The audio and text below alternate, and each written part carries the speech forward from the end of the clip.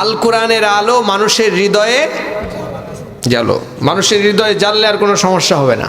তাহলে সংসারেও জ্বলবে, প্রতিষ্ঠানেও জ্বলবে, ওই সংসদেও জ্বলবে, নিজের ঘরেও জ্বলবে। আসলে কোরআন দিয়ে আলোকিত করার দরকার আমাদের অন্তরগুলোকে। কথা বলেন ঠিক না ঠিক?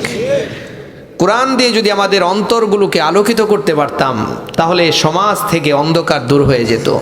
বলবেন হুজুর সমাজে অন্ধকার কই? সমাজে তো সকালবেলা সূর্য উঠলে সব আলোয় ঝকঝক করে, অন্ধকার আছে? তো আইয়ামে জাহিলিয়াতের যে যুগটা ছিল, যে সময়টা ছিল, ওই সময়টাতে কি অন্ধকার ছিল? কি বলেন? অন্ধকার। জাহিলিয়াত, জাহিলিয়া মানে কি? মূর্খতার যুগ। তো মূর্খতার যুগ, অন্ধকারের যুগ মানে মূর্খতার যুগ। তো সমাজে এখন কি ন্যায় বিচার হয়? হয় মনে হয় আপনাদের এদিকে? কোরআন দিয়ে বিচার হয় না? কি কোন? চুরি করলে হাত কেটে দেয় না হুজুরেরা? নাই। তাহলে কোরআনের কোনো বিচার নাই। তার মানে কি আমাদের সমাজ এখন অন্ধকারে আছে না আলোকিত? হ্যাঁ, অন্ধকারে আছে না আলোকিত? রাসূলুল্লাহ সাল্লাল্লাহু আলাইহি সাল্লামের সমাজে বিচার হতো কোরআন দিয়ে। কি দিয়ে?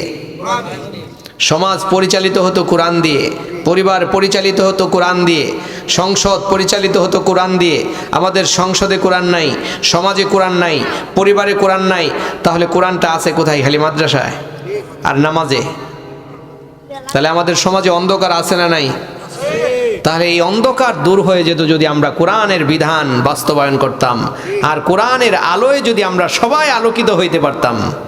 আমাদের এমপি মন্ত্রীগুলো যদি হাফেজ হইতো, আলেম হইতো, যারা সংসদে যায় বা সংসদে এতদিন গেছে সবাই যদি হাফেজ আলেম হতো, রাসূলুল্লাহ সাল্লাল্লাহু আলাইহি সাল্লামের এক একজন খাদেম হতো, দিন প্রতিষ্ঠার জন্য যে সমস্ত সাহাবায়ে আজমাইনগুলো জীবন দিয়েছিল, এমন তেজ, ইমানের তেজ নিয়ে যদি তারা সংসদে যেত, তাহলে এই যে মাদ্রাসাগুলো আছে এগুলি আজকে দান কালেকশন, টাকা কালেকশন করে চালাইতে হতো না। হতো?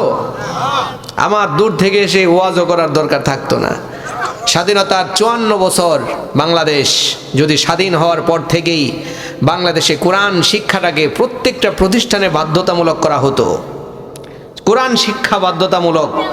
100 নম্বরে কোরআন, 100 নম্বরের হাদিস, এটা বাধ্যতামূলক। স্কুল, কলেজ, মাদ্রাসা সব জায়গায় এটা থাকবে।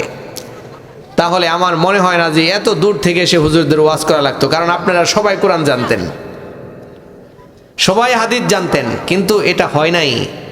সুতরাং কোরআন আমরা শুধু তেলাওয়াতে আছি। ওই যে বলে না, আজও সেই কোরআন আছে, হাদিস আছে, সেই ঈমান আর মানুষ নেই। আজও সেই কোরআন আছে, হাদিস আছে, সেই ওমর, আলী, উসমান নেই। হ্যাঁ, আজানও তো আগের মতোই আছে, কিন্তু মুসল্লি কয়জন যায়?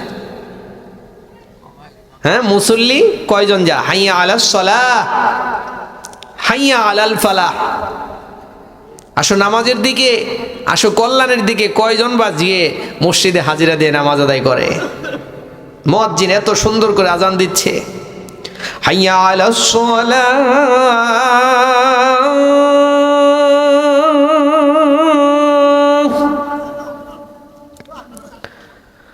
হাইয়া আলাস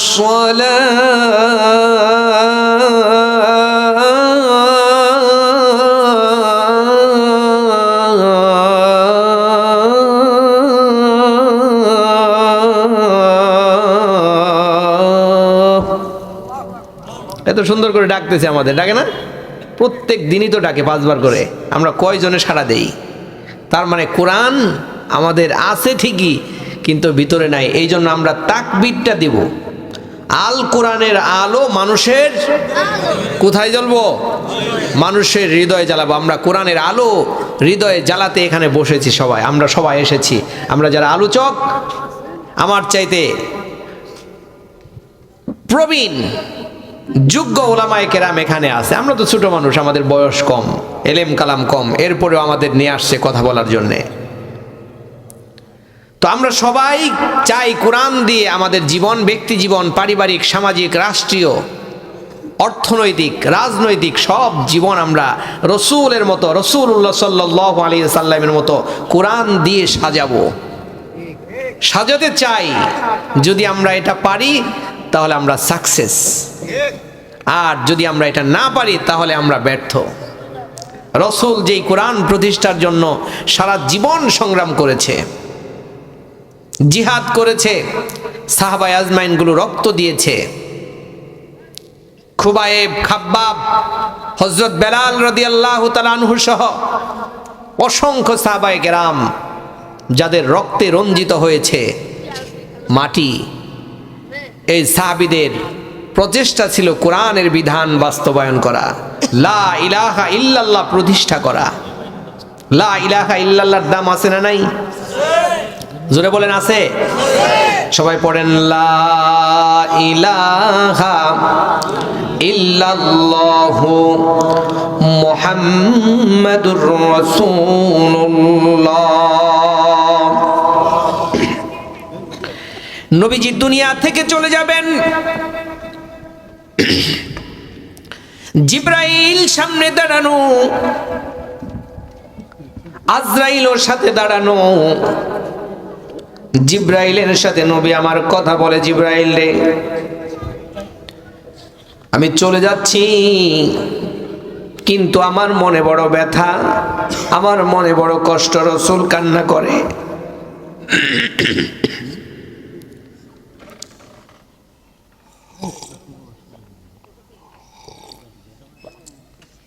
জিবরাইল ডাক দে বলে, ইয়া রাসূলুল্লাহ,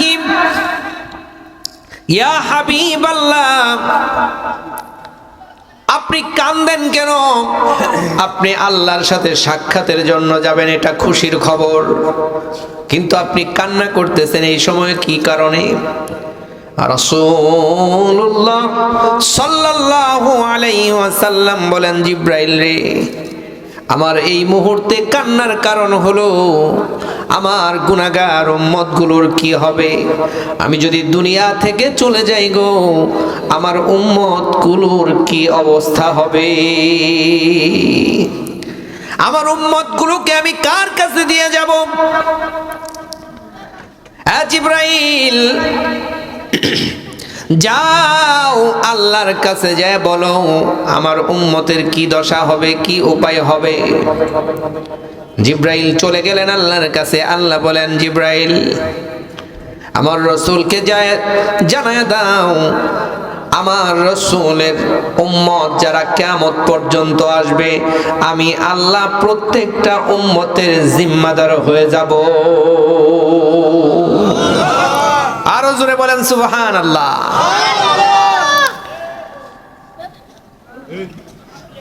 জান্নাতীরা জান্নাতে চলে যাবে, জাহান্নামীরা জাহান্নামে চলে যাবে। জাহান্নাম থেকে মানুষগুলোকে কালেমা বলার কারণে, তাদের মধ্যে ঈমান থাকার কারণে, জাহান্নাম থেকে মানুষগুলোকে কালেমা পড়ার কারণে বের করে করে জান্নাত দান করবে। বলেন সুবহানাল্লাহ। কালেমার বড় দাম, ঈমানদারের বড় দাম। আপনারা ঈমানদার না? আপনাদের অনেক দাম আল্লাহর কাছে। আপনাদের প্রত্যেককে আল্লাহ ভালোবাসেন, আপনারা ঈমানদার, আল্লাহকে এক হিসাবে স্বীকার করেছেন। রাসূলুল্লাহ সাল্লাল্লাহু আলাইহি সাল্লামের আনিত বিধানকে বাস্তবায়নের জন্য চেষ্টা করছেন। আপনাদেরকে রাসূলুল্লাহ সাল্লাল্লাহু আলাইহি সাল্লাম শাফায়াত করে জান্নাতে নেবেন ইনশাআল্লাহ। লা ইলাহা ইল্লাল্লাহ পড়ার কারণে তাদেরকে ধরে ধরে জাহান্নাম থেকে জান্নাতে নিয়ে যাবে। শেষমেশ এমন একটা অবস্থা হবে, সমস্ত মানুষগুলোকে, সমস্ত ঈমানওয়ালা মানুষগুলোকে ধরে ধরে যখন জান্নাতে নিয়ে আসা হবে, জাররা থেকে জাররা পরিমাণ ঈমানও যার মধ্যে আছে গো, ওই মানুষটাকেও জাহান্নামের আগুন থেকে মুক্তি দিয়ে সারা জনমের জন্য জান্নাতের মালিক বানায়া দিবে।